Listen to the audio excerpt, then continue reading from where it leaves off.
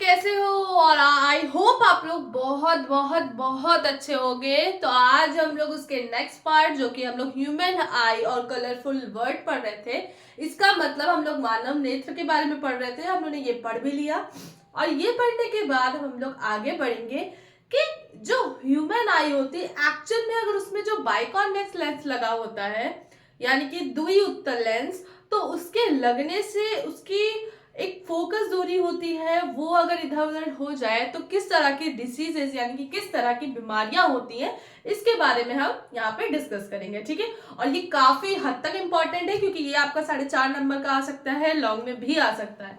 ठीक है, तो बहुत अच्छे से देखिए इसको, और विद डायग्राम आपको बनाना पड़ेगा। तो उससे पहले, डिसीजेस को पढ़ने से पहले हम लोग यहाँ पर डिस्कस कर लेते हैं कि पावर ऑफ अकोमोडेशन क्या होता है, जिसको हिंदी में बच्चा बोलते हैं संसंजन क्षमता। ठीक है, संसंजन क्षमता क्या होता है, चलो इसी के बारे में बात करते हैं।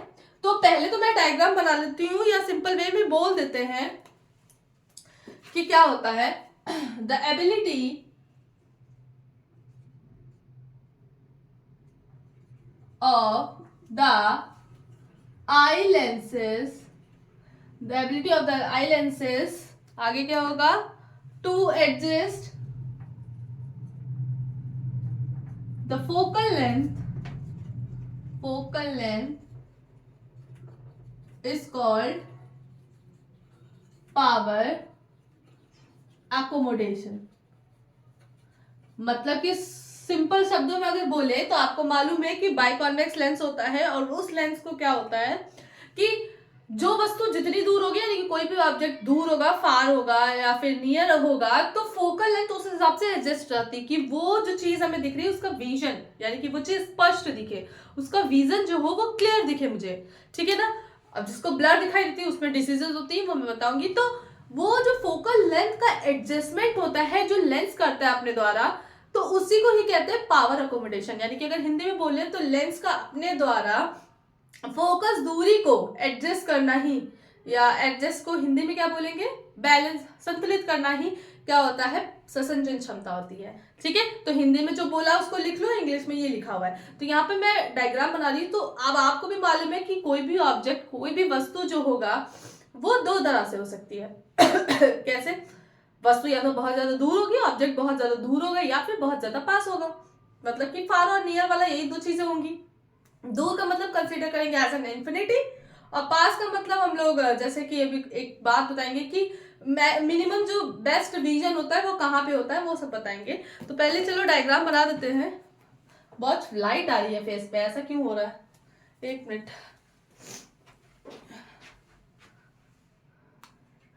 ये अपने आप ही खुल गया है, बहुत मुझे वो हो रहा है। अब सही है। इतनी लाइट हो रही थी कि सामने देख ही नहीं पा रहे थे, वो एक्चुअली फ्लैश कैमरा ऑन हो गया था। चलो अब ये डायग्राम है। अच्छा, मेरा बोर्ड बड़ा गंदा हो गया है ना, इसको भी साफ करना है। तो आलसी हो गया हम, तो गंदा लग रहा है देख के। चलो, ये अब ये मत सोचना कि तुम्हारी खोपड़ी है या दिमाग है।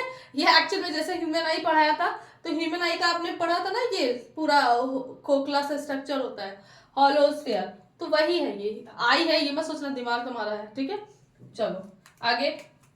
तो फॉर फार, यानी कि कोई भी वस्तु, कोई भी ऑब्जेक्ट इन्फिनिटी पे रखा है, तो भाई आई रेजेस जो होंगी वो ऐसे ही आएंगी।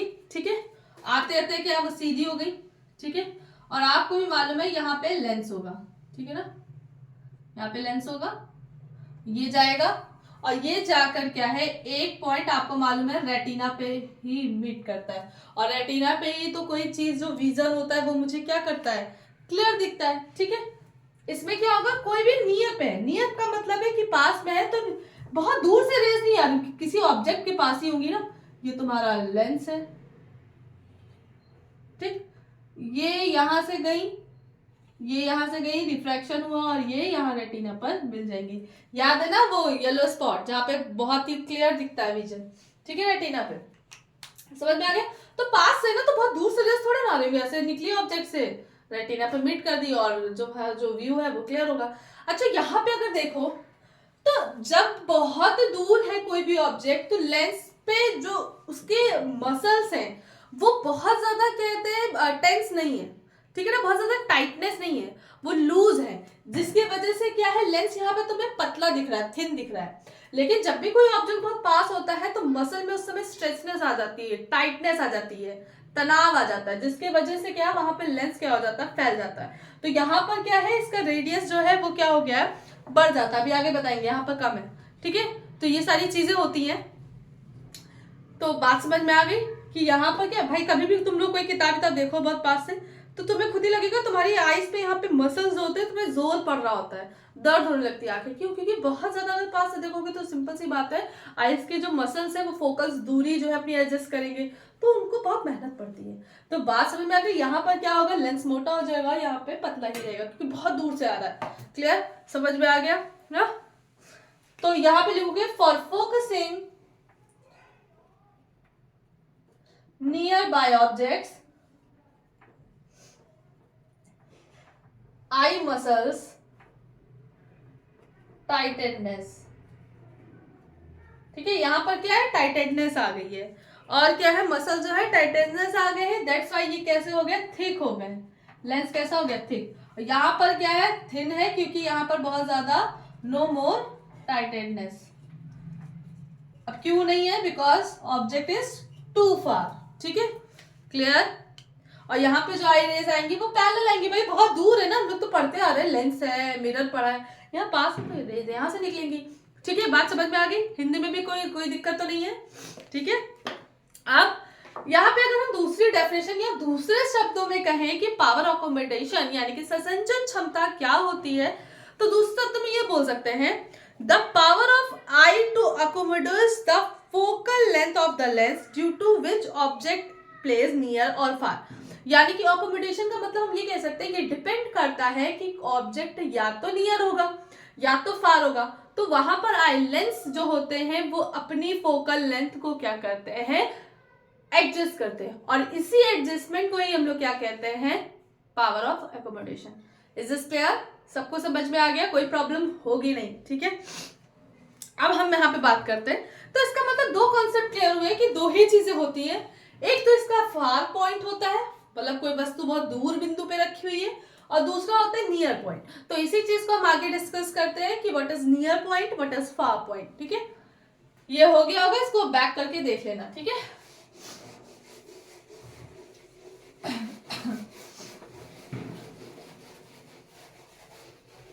तुम लोग मुझे कॉल कर करके परेशान कर दिया करो कि मैम वीडियो डालिए, we are waiting for you, we are waiting for your videos, ऐसा कुछ करो। हम लू हो जाते हैं, लुंज पड़ जाते हैं। चलो अब आगे क्या है, विंटर्स आगे, वैसे जुकाम का सबको लगा रहता है। नियर पॉइंट, ठीक है, इसका भी डायग्राम बना दे रही हूँ, फिर समझाऊंगी। ठीक है, near point and far point भी बोलते हैं, और इसके अलावा फारथेस्ट पॉइंट भी बोलते हैं। ठीक है, तो दोनों में डिफरेंस नहीं है कुछ ऐसा, फारथेस्ट या फिर फार पॉइंट। हिंदी में बता दो ना, बच्चे कहेंगे देखो मैम पार्शियलिटी कर रही है, ऐसा कुछ नहीं है। निकट बिंदु व दूर बिंदु, निकट बिंदु व दूर बिंदु। ठीक है, चलो अब क्या करते हैं, अब आपको मालूम है कि जो भी ऑब्जेक्ट जैसा होगा फोकल लेंथ उस हिसाब से एडजस्ट होती है, लेकिन फिर भी फोकल लेंथ एडजस्ट होने का एक मिनिमम लिमिट होती है। ठीक है, मतलब कि फोकस लेंथ अगर फोकल लेंथ जो एडजस्टमेंट हो रहा है उसका भी कोई ना कोई लिमिट होता है। उस लिमिट से अगर इधर उधर होता है तो उस इंसान को क्या है कि प्रॉपर विजन नहीं दिखता और उसको बीमारियां हो जाती हैं। ठीक है, तो यहीं पे कुछ चीजें हैं, यानी कि याद रखना है कि पास की चीजों को देखने की आपको मालूम होगी लिमिट 25 सेंटीमीटर होता है। फॉर द क्लियर विजन, यानी कि किसी भी वस्तु को, पास के निकट के वस्तु को देखने के लिए सबसे क्लियर को क्या कहेंगे, साफ दिखाई तब देता है जब कोई वस्तु 25 सेंटीमीटर में हो। और आपको मालूम होगा, बचपन से ही सुनते आ रहे हैं, मम्मी कहती है 25 सेंटीमीटर की दूरी पर रहो, वहीं पे बैठो, 25 सेंटीमीटर की दूरी से टीवी देखो, ऐसे कहती है ना। मोबाइल तो ऐसा नहीं कर सकते, तो टीवी के लिए ऐसे ही बोला जाता था, लेकिन रीजन क्या होता है साइंटिफिकली, इसको समझो। तो याद रखना कि पास की चीज को देखने के लिए मिनिमम जो लिमिट होती है, जहाँ पे क्लियर विजन दिखता है, साफ आंख खराब होने के चांसेस बहुत कम हो जाते हैं, वो होता है 25 सेंटीमीटर। अगर 25 सेंटीमीटर के पास से कोई चीजें होंगी तो वहां पर प्रॉब्लम क्रिएट होगी। अब क्या है देखना, the minimum distance eight which the object can be seen most distinctly without strain, यानी कि पास की ऐसी डिस्टेंस जहां पर बिना किसी स्ट्रेन के, बिना किसी मेहनत के, बिना किसी मसल के स्ट्रेन के हम उस चीज को आराम से देख सकते हैं, उसको बोलते हैं लीस्ट डिस्टेंस ऑफ डिस्कन्विक्शन, यानी कि पास की चीज को आराम से देख सकते हैं। ठीक है, और याद रखना इसी को हम बोलते हैं नियर पॉइंट। और किसी भी हेल्दी पर्सन के लिए या फिर किसी भी यंग एडल्ट के लिए जो डिस्टिंक्ट जो नियर विजन होता है, नियर पॉइंट होता है, वो 25 सेंटीमीटर होता है। मेरी बात समझ, जो बोला उसको लिख लो शब्दों में। ठीक है, तुम्हारे पास तो रिवर्स भी करके उसको देख सकते हो, कोई प्रॉब्लम नहीं है। ठीक है, तो फिर से बोलते हैं, the minimum distance eight which object can be seen most distinctly, बहुत आराम से उसको देखा जा सकता है। ठीक है ना, विदाउट एनी स्ट्रेन, बिना किसी स्ट्रेन के। देखो मम्मी का फोन आ रहा है, खाने के लिए बुला रही है, एक मिनट कट कर देखो।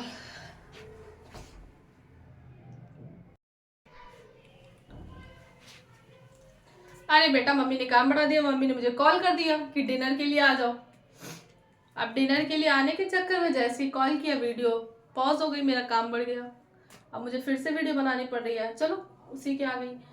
तो चलो, लेकिन ठीक है, मम्मा लोग केयर करती हैं, है ना, माँ का प्यारा लगी होता है। अब जब तक मैंने उठाया नहीं, जब तक बोल नहीं दिया, तब तक कॉल पे कॉल, कॉल पे कॉल, कॉल पे कॉल।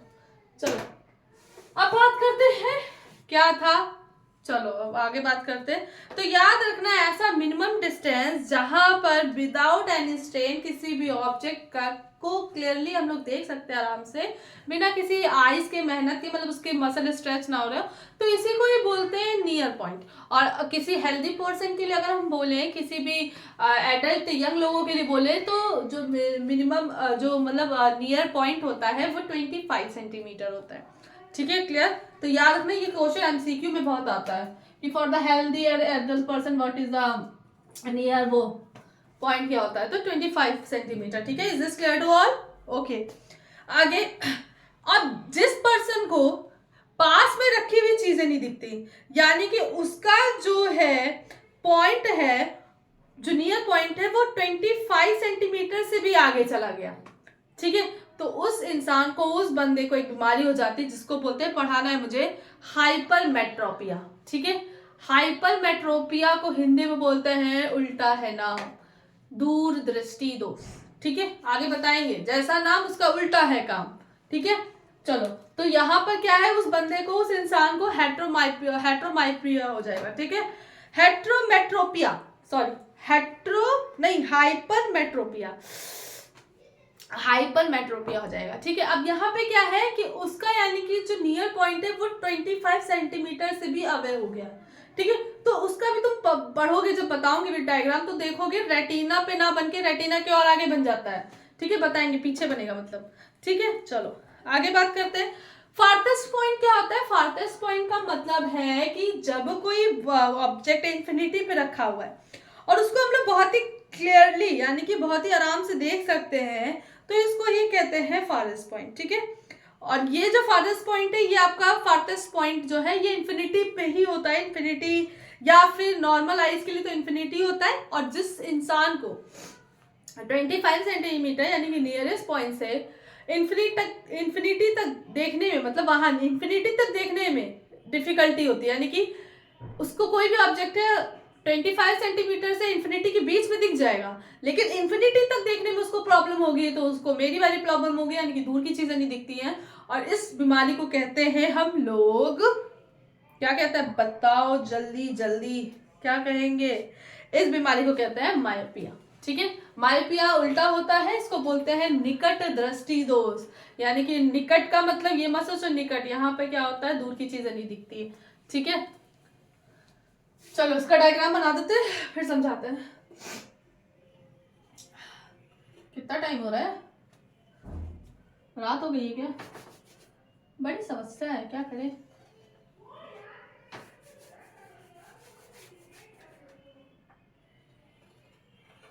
ठीक, अब देखो यहाँ पे, यहाँ पे क्या है, इन्फिनिटी से रेज आ रही है, ये गई, ये गई, फिर आया, ये आया, फिर क्या आई लेंस मिलेगा, और ये क्या है, यहाँ से रेटिना पर बन जाएगा, ठीक है, ये ठीक है, रेटिना पे ही बनेगा। अब जो बीमारी होगी उसमें रेटिना पे ना बन के कहीं और बनेगा। ये ऑब्जेक्ट पास में ये बार बार बना चुकी है, क्या ही बना है, ठीक है, सही सही बनाना, गड़बड़ सड़बड़ नहीं बनाने का, ठीक। चलो, तो समझ में आ गया। फारथेस्ट पॉइंट क्या होता है कि जो फार से जो चीजें बहुत क्लियरली विजन में दिखे, और आपको मालूम होगा फारथेस्ट पॉइंट जो होता है वो इंफिनिटी पे माना जाता है। जिस इंसान को मायोपिया होता है, दूर की चीजें नहीं दिखती, उसको क्या है 25 सेंटीमीटर से इंफिनिटी तक के बीच की चीजें दिख जाती हैं, बट इंफिनिटी पे नहीं दिखती है, ठीक है, कि क्यों होता है ये सब चीजें बताएंगे, ठीक है। हेल्दी पर्सन के लिए जो भी निकट बिंदु होता है, नियरेस्ट पॉइंट होता है, वो 25 सेंटीमीटर होता है। This clear? क्लियर? ओके, चलो आगे बढ़ते हैं। अब हम लोग मेन पॉइंट पर पढ़ते हैं, यानी कि डिफेक्ट्स कौन कौन से होते हैं, कौन कौन सी बीमारियां होती हैं विजन में, जो कि यहाँ पे हम लोग को पढ़नी है, ठीक है। और ये आएगा आपका ये क्वेश्चन, इसके क्वेश्चन अगर आई चैप्टर से आएंगे, या तो ह्यूमन आई आएगा, या तो प्रिज्म आएगा, या तो ये दोनों आएंगे, मतलब यही 4 टॉपिक है जो आपके इंपॉर्टेंट है, ठीक है। चलो, defects of vision and their correction, यानी कि यहाँ पर आप लोग ये भी सीखोगे बच्चे कि कैसे डिफेक्ट होता है, और किस लेंस के हेल्प से हम लोग, किस लेंस के यूज से हम उस डिफेक्ट को दूर कर सकते हैं। जैसे मुझे अब दूर का नहीं दिख रहा, बट मैंने ये लगाया तो मुझे विजन क्लियर है, तो यहाँ पे यही सारी चीजें पढ़ेंगे कि क्या क्या है, ठीक है। और जानेंगे आप ताने हमको कौन सी टाइप की डिसीज है, मायोपिया है या फिर हाइपरमेट्रोपिया है, ठीक है। चलो, एंड देयर करेक्शन। और सबकी दिवाली अच्छी गई, बताते ही नहीं हो तुम लोग यार, एकदम भूल भाल गए हमको लग रहा है ना, ताने में हमको भूल गए। एक्चुअल में क्या होता है देखो, सिंपल सी बात है, धीरे धीरे टाइम बीतता जाता है और कहते हैं ना मेमोरीज ब्लर होने लगती है, तो थोड़ा थोड़ा होता है, लेकिन फिर भी चलो, अब एक बात याद आ गई, क्या कौन सा था, सुनील शेट्टी क्या बोलता है, हाँ हाँ, मैं तुम्हें भूल जाऊं ये हो नहीं सकता, और तुम मुझे भूल जाओ ये मैं होने नहीं दूंगी, ओके। तो याद रखना, ये मैं ऐसा होने नहीं दूंगी ताकि हमको कोई भूले, ओके। चलो, अब बात करते हैं यहाँ पे क्या है। अच्छा, गला वाला एकदम चला गया है, एक काम करते हैं, इसको पहले यहाँ पे बनाते हैं, रुक जाओ।